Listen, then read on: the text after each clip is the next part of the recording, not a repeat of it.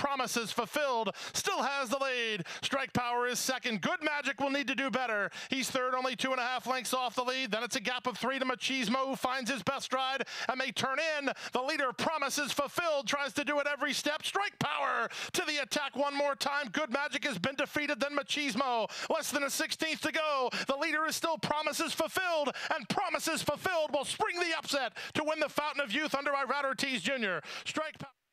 So an upset yesterday, almost the graveyard of favorites here at Gulfstream Park in regards to the 72nd running of the Fountain of Youth. Promises Fulfilled, Dale Romans, Irad Ortiz Jr. riding his 5th winner on the afternoon. And life goes on here at Gulfstream Park. Keisha Courtney, Jason Blewett alongside, but Dale Romans did it again. He certainly did, and pretty cool to see it with the son of Shackelford, of course. Dale, trainer of Shackelford, who did run in the Fountain of Youth in the Florida Derby, of course, taking the Preakness. And Dale telling me yesterday, well, when you have some Derby fever and you have a horse that likes the racetrack here, the best thing to do is keep him here. So we look forward to seeing Promises Fulfilled in the Florida Derby. Just 27 days out from that ExpressBet.com $1 million Florida Derby that's been such a fruitful race for Kentucky Derby and Triple Crown glory over the last few seasons. Now a 96 buyer for Promises Fulfilled. And just to wrap up with Dale, who will see plenty of action today, I just find it very refreshing. And I know the Triple Crown prep races might be a little different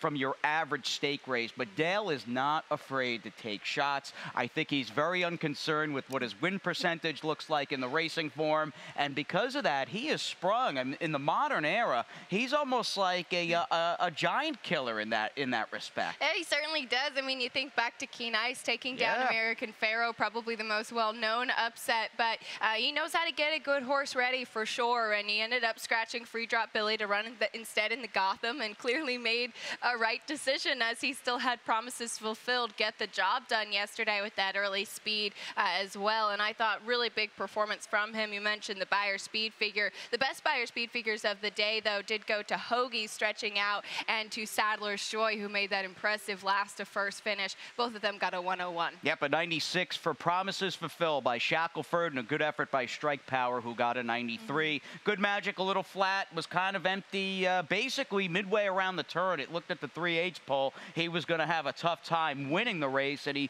stayed on very much one-paced, and we'll see ultimately what trainer Chad Brown and E5 do going forward. And speaking of the connections afterwards, they were not displeased with that performance. Of course, you hope to win every time, but he was coming off the layoff. He said, you know, Jose never really asked him too much because he felt it wasn't there, but they're hoping that will be a good foundation as they continue on that Derby quest. It's a Sunday, March 4th. Could not ask once again for a nicer day here in South Florida. Beautiful. We are fast and firm, and boy, oh boy, money as we start things out in race number 1, a little afternoon with that first high 5, and we'll kick things off with a turf sprint, a competitive one at that. That coincides with the first leg of the early pick 5, one of 2 pick 5s on the day. 3, however, pick 4s on this Sunday, March 4th. We do have 13 races on tap today, so race number 6 will start the middle pick 4, and then that Rainbow 6, Jason said it, money. We had that $3 million guarantee yesterday, and we are above $2.3 million today. It'll start in the 8th race. It's an interesting sequence for sure, so we'll take a stab at that, and then, of course, the 50-cent late pick 5 kicking off in race number 9. The bottom third, second half of this Baker's Dozen Sunday is a solid one. I think the races in terms of quality and certainly intrigue really start to pick up midway through the day, and we'll keep our eye on that. And we'll also see how the main track is playing. I walked out of here yesterday thinking speed was clearly the commodity more often than not that you wanted on the main. And that being said, we do have some dirt racing coming your way, but that will be after the first race today as we start things out going 5/8 on the turf. Decent looking turf sprint here for the older fillies and mares running for tags of 16,000. And this race is tricky. I'm curious who you use. It's tricky for sure. We'll show you my ticket in here to start things off. I ended up using 3 horses, and Cordelli, the outside horse, has been very good lately and has had quite a few wins in his resume for trainer Brendan Walsh, but I ended up using a couple others as well. Gracie Spirit, though, off the claim again, does have the recency to her advantage, and the 4 Hug a Tree first off the claim for Jorge Navarro. going with 2 horses in the maiden race and race number 2. And in the third race, this one I think will be pretty interesting as we get there. Trainer Jimmy Jerkins coming off a big day yesterday with 2 stakes winners in Team of Teams and Holy Helena. He's got the 5 11s in race number 3. I'm going to use 3 horses in there, but it's a really good race, as is the 4th, which is basically a who's who of trainers. Oh, yeah. A very small but potent field in that field of 6. So using 2 horses in there, and in the 5th race, I'm going to go with 2 as well for $36. I like that 5 horse that you included in the 5th. Steve Sonata, one of a couple of Marcus Vitale new claims today that I think will run very well on this March 4th afternoon, in which we are fast and firm again. And with the sun shining, we'll talk about this opening race, a $16,000 older filly mare claimer at 5 furlongs on the turf. And first and foremost, I think it's all about, no matter what your opinion and who you like, I think this is a turf sprint very much. We're starting with the 2 rematching fillies from February 1st in Cordelli, who got the win that afternoon, beneath Tyler Gaffleone, who's back for Brendan Walsh, and the number 4, Hug a Tree. The one major change with her, first time off the claim today to Jorge Navarro, who had a 2-win Saturday. And that definitely piques your interest, as always. But I was curious, looking at the number 7, Cordelli, and here's a stat for some food for thought. In the past 5 years with trainer Brendan Walsh, with winners last time out on the turf, he is 19% win and 35% of the time in the money. Positive ROI of $2.17. Yeah, good trainer, good connections. Gaffleone 3rd in the standings. That 5-win day propelled Erad to a clear-cut 2nd in the Gulfstream Park Rider Colony with 71 victories. Now, he is quite a ways away behind jockey Luis Saez, who's got 105 wins and will sit out today's first race this afternoon. But we do have the Ortiz boys in the mix, and that also includes jockey Nick Juarez, who's back aboard the 4 Hug a Tree. And I'm just hoping off that narrow defeat to Cordelli, the change in scenery first time out for Navarro puts her over the edge in a first race today.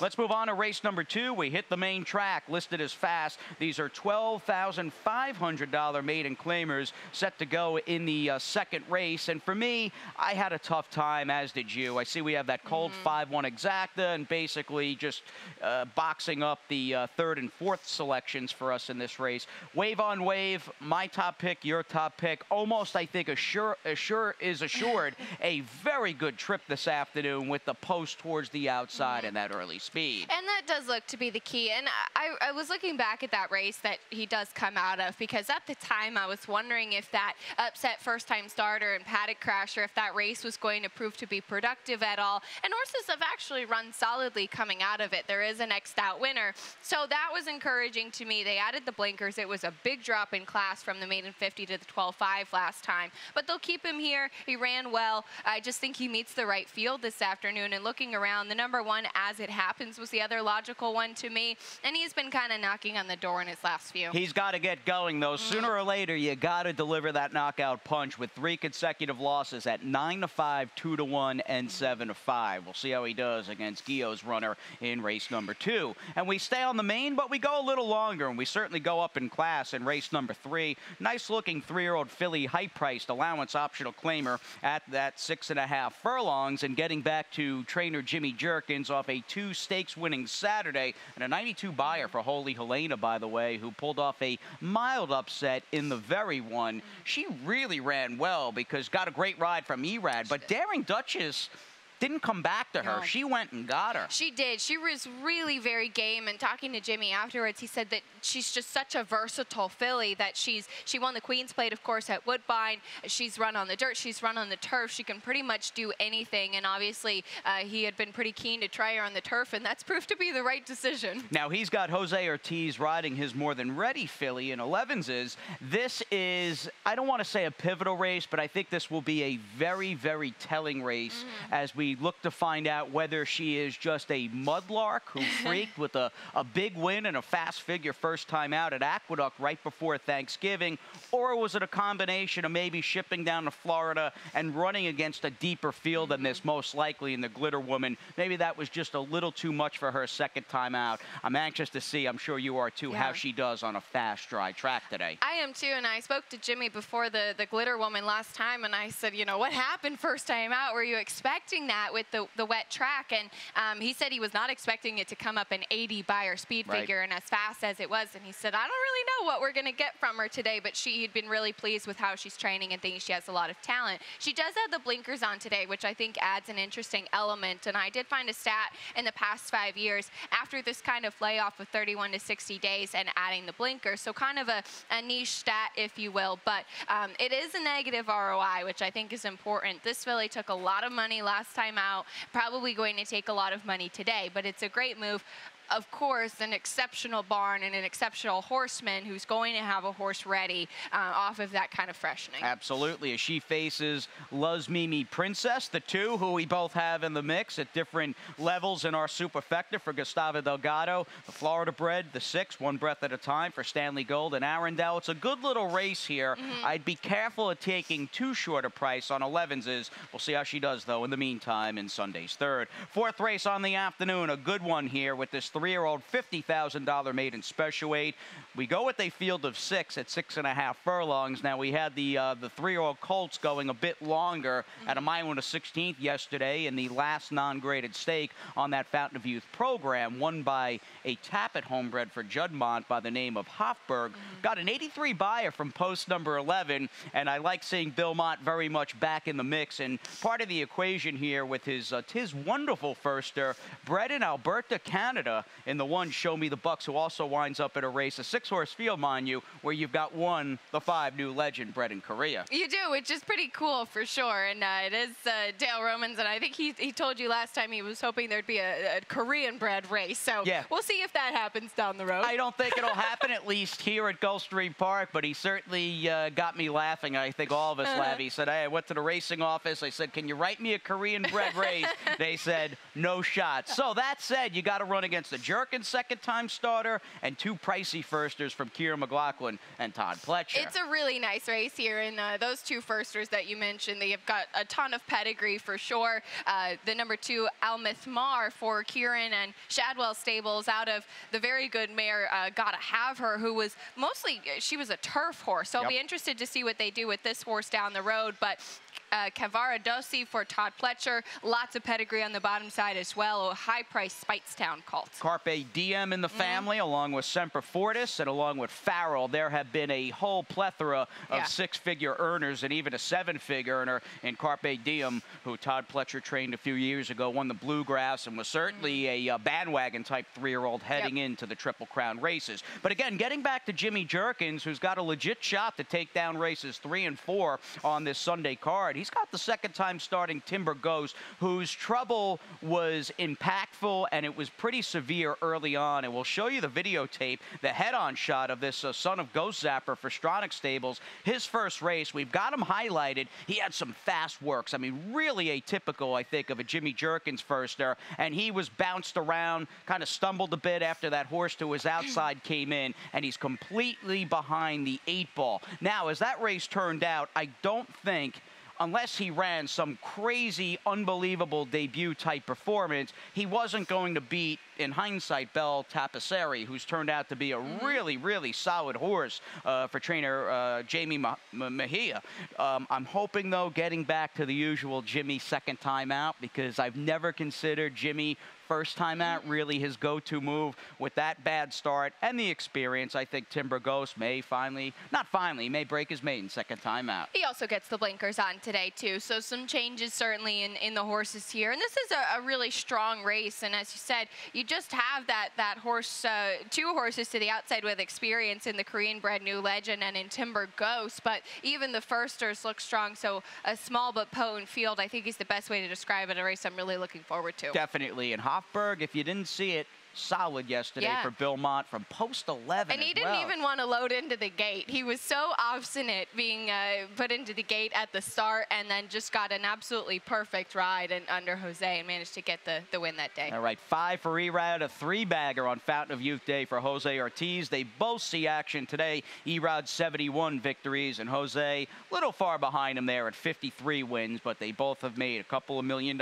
in purses. As we move on to race number 5, and we cash out out Sunday's early pick 5 on the main, going that one-turn mile with that lengthy run down the backstretch. These are 3-year-old $12,500 maiden claimers, and I see you and I in agreement again with the 5 Steve Sonata in a tricky little race. I did not have a strong opinion here, but first time Vitale with the lightly raced runner by Gradar, I said, you know what? He's had a good winter. I'm going to bite here. Yeah, I bet too as well. And looking at this horse's past performances, the 3 races so far, the first race was special weight. You can cross that off. Showed some speed with the addition of the blinkers and dropping to the claiming tag, but that was still against 35, which was clearly still a bit tough for him. And last time out at this level, he just had a ton of trouble early on. I think he's going to show speed, hopefully gets a clean trip today under Nick Juarez. The horse that I used with him was the number 4, 10 Cause, who does have 10-pound apprentice Relu Gutierrez aboard again. And going back to the dirt, he's only ever run in special weight company on the dirt, so that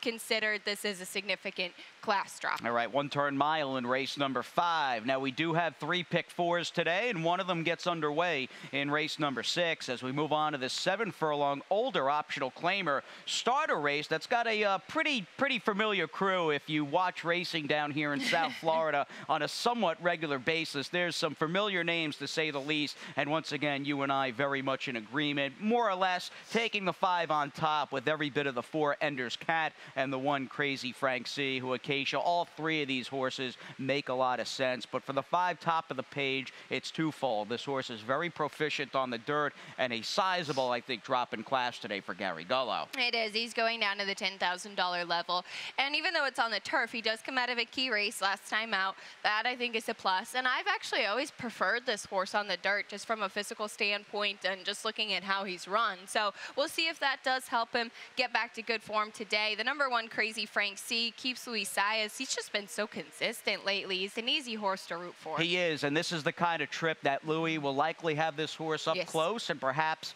tracking a bit of a price in the number 3 Forest Gator. And Louis just been on his game, and I think as I've watched his career evolve and develop, he's a rider that really makes very few mistakes, and it often seems to me that he's able to capitalize on the misfortune of other riders or maybe mistakes that another rider or two makes in a race. It just always seems like he's in the right spot. It does. He really is very wise about the decisions that he makes in the race. And looking at the Greatest Stakes win aboard Classic Rock yesterday, he had that horse in the proper spot early, and even when it looked like he was done, he managed to get him to come back between horses. So good to follow. We do have such a strong jockey colony here throughout the winter. We do, and it was nice seeing those big graded stakes on a huge Super Saturday like Fountain of Youth Day spread around to an extent, with Jimmy taking a couple, Dale winning the big one, Tom Abertrani winning the race with Sadler's Joy late in the card, the McDermott, and of course Kathy Ritvo doing a really nice job with Classic Rock, who was solid and is back on his game after some layoffs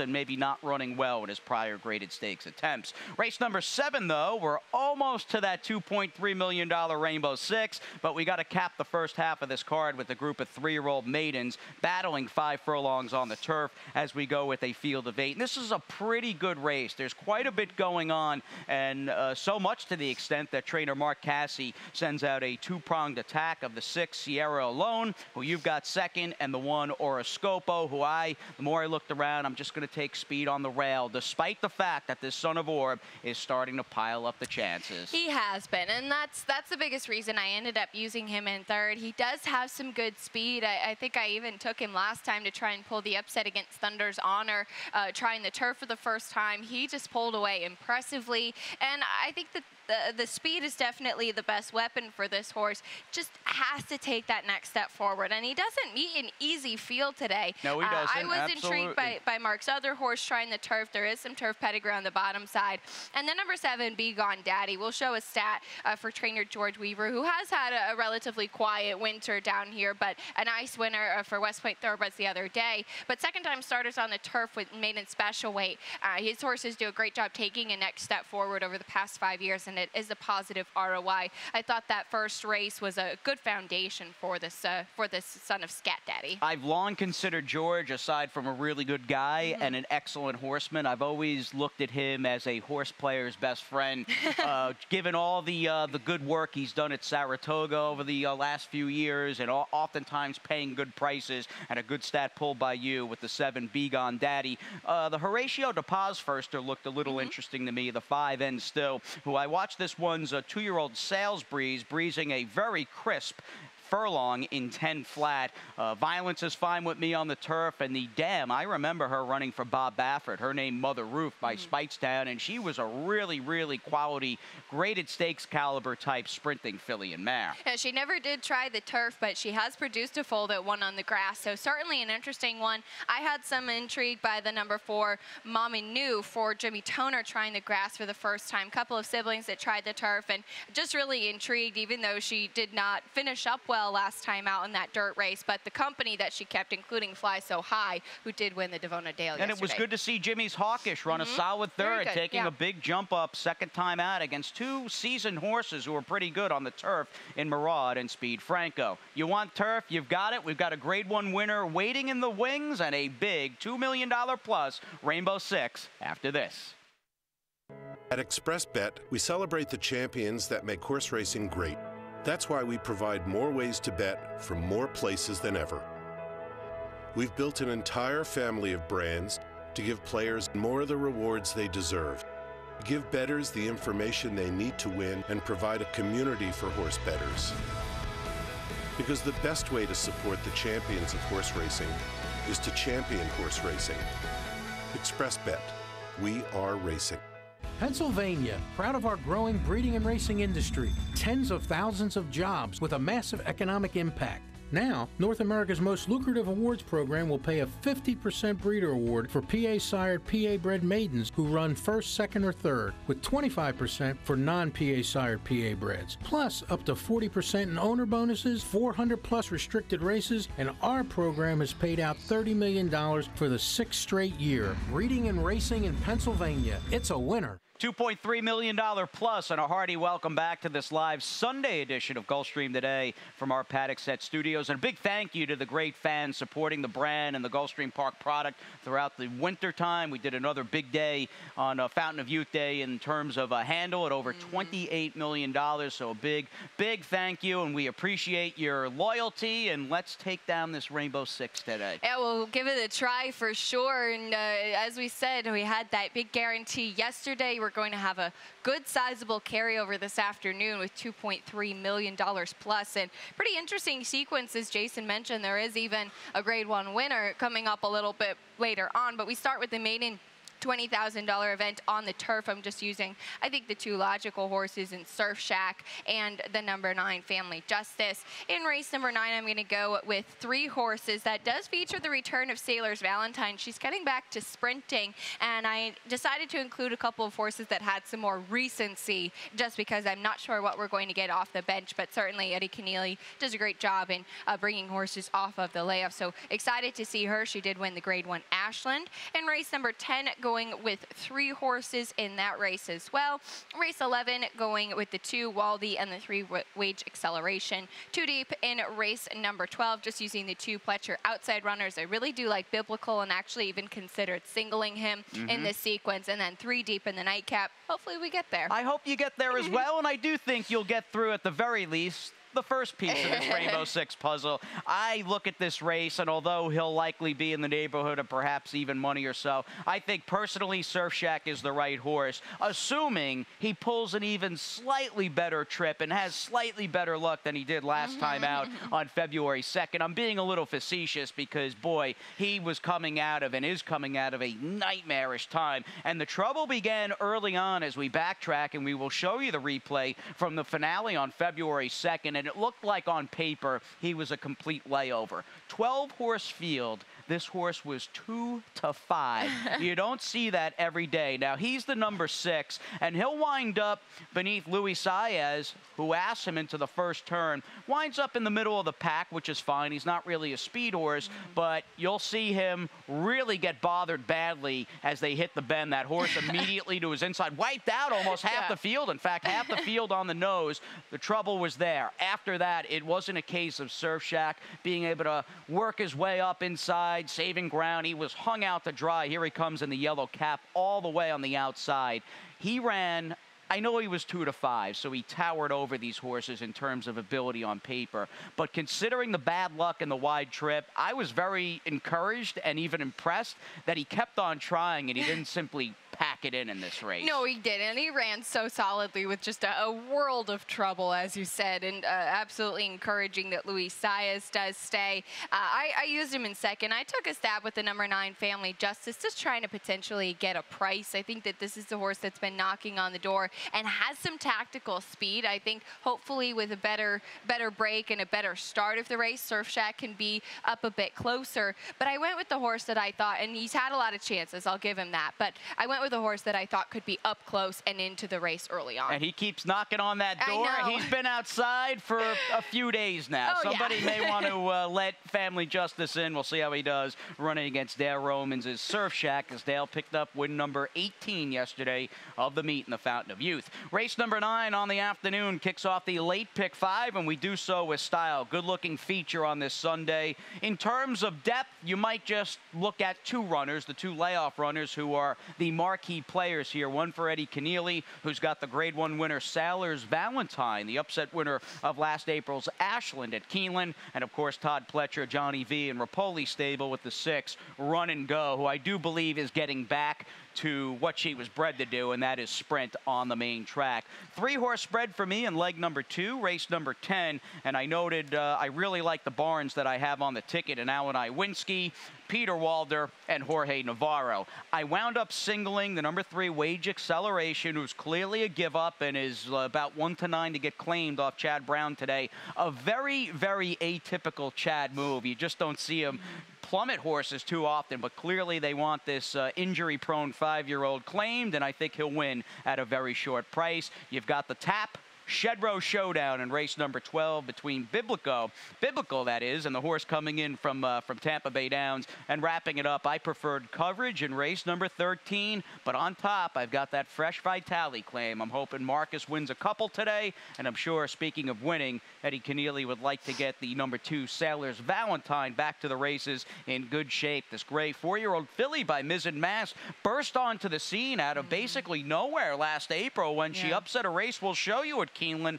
A lot of history and prestige in the Grade 1 Ashland. Now, in hindsight, maybe she didn't beat the most stellar field, but you can't take a Grade 1 victory away from her, and she gutted out the victory and paid about $50 to win in this race. Question becomes, though, they took a shot, and rightfully so, in the Kentucky Oaks at about 50-1. She hasn't run in basically 10 months on the nose. Yeah, that was the biggest question in here, too, that we just haven't seen her since the Kentucky Oaks. And not only is she coming back, she's going to turn back to sprinting. So that was a question for me. That's why I ended up using some coverage in here. I ended up using her on top just given her class, and she was so game ahead of Daddy's Little Darling, who's actually turned out to be a nice horse on the turf and right. a very quality filly as well. As far as the recency goes, the 6 Run and Go also coming off of a layoff, but I thought the 4 My Country and the 3 Las Mimi might be interesting layers to here, because they are the ones that do have experience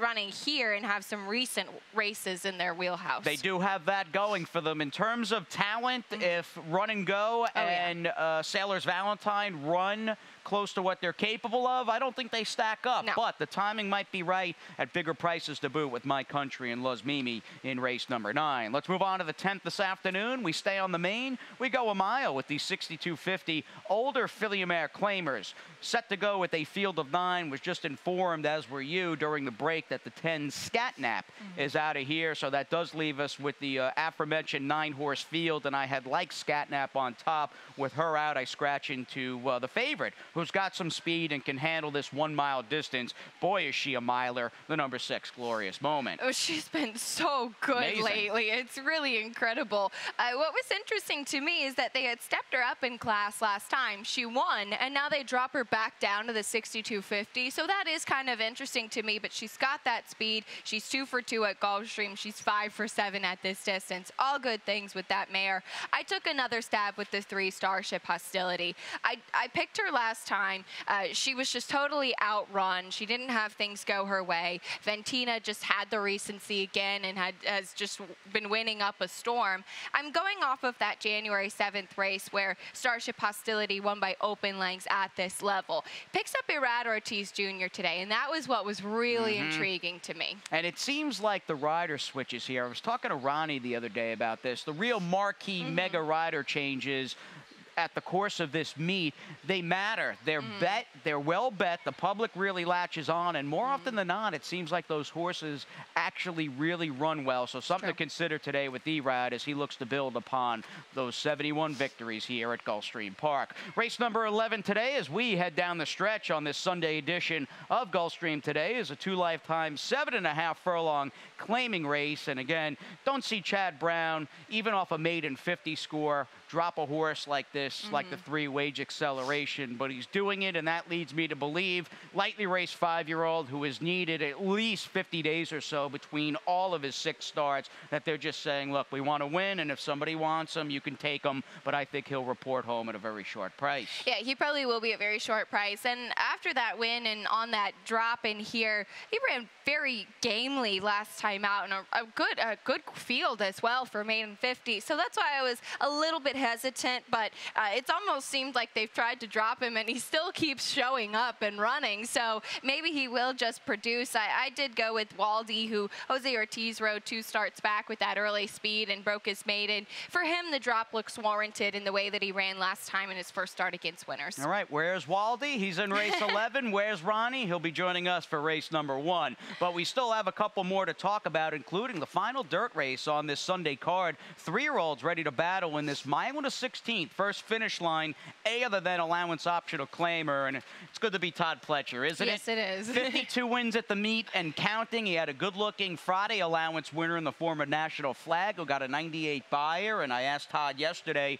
in talking to him with the post-race interview with the Palm Beach, stakes are obviously next. We'll wait and see what the deal is with that son of Speightstown, but let's begin with the $800,000 son of Tappet in Biblical, who broke his maiden 2 back at the Big A right back in mid-November. I've always loved the 2-year-old racing, and it's a race we'll show you, but I've loved the 2-year-old racing like many of you do during the fall season at Aqueduct, and oftentimes even heading into the Remsen, you'll see a really nice maiden race or two, and this horse, although he didn't make the jump immediately against Avery Island and Catholic Boy in the Remsen, I think he's pretty good, Biblico, and we'll see how he does stacking up against Regal Quality from the same barn. He's an $800,000 son of Tappet. He's half to Princess of Silmar, just beautifully bred horse, and he was impressive in this maiden score at Aqueduct. You're right, he did not step up into the Remsen last time, but I think he comes back in a good spot after that bit of a layoff since December 2nd, and it's interesting because he had a couple of starts. Distance is clearly what he wants. He broke his maiden at 9 furlongs, and clearly that means that Todd's got him ready to go those longer classic distances, and that's what they're hoping for. So mile and a 16th today, I think the 2 turns should be good for him. Regal Quality, again, from the same barn, a recent maiden winner. So they're both from the same trainer, but they have very different looks to them for sure, and I prefer the seasoning. Absolutely, and the horse that has run hands down in the best races, you get a sense that, and it worked out with Regal Quality, but perhaps, to be fair, maybe that horse is on the B team as we head into race number 12 today. That is subject to change, of course, as that horse ships in from Tampa. We'll see how they do facing off in the 12th. And race number 13, this Sunday Baker's Dozen, comes to an end with the 16K claimer on the turf. I didn't have a really strong opinion here, and that's why I went 4 deep in my late pick 5 ticket, but I'm gonna take a shot. Just look at the picks. Yeah, this is the kind of race it is, folks. And if you're smart, you'll throw out my 4 Acacia's 4 and box whoever else is remaining, but I'm gonna take the 4 hidden to win. Again, Vitali's been good this winter, and his horses, despite the fact they've been consistent coming out of that barn, they're not over bet for the most part. So I'll take Hidden to win, who hopefully wins race number 13. And he's been training well at Gulfstream Park West. I took the 5 Fearless Princess, who's a horse we know very well at this level, and I just kind of thought maybe this is a race where consistency is going to be the key. All right, consistency, we hope to have it with us throughout the afternoon. 13 coming your way, and that includes Pete Aiello's got those Sunday scratches and changes, pens, pencils up. He's up next.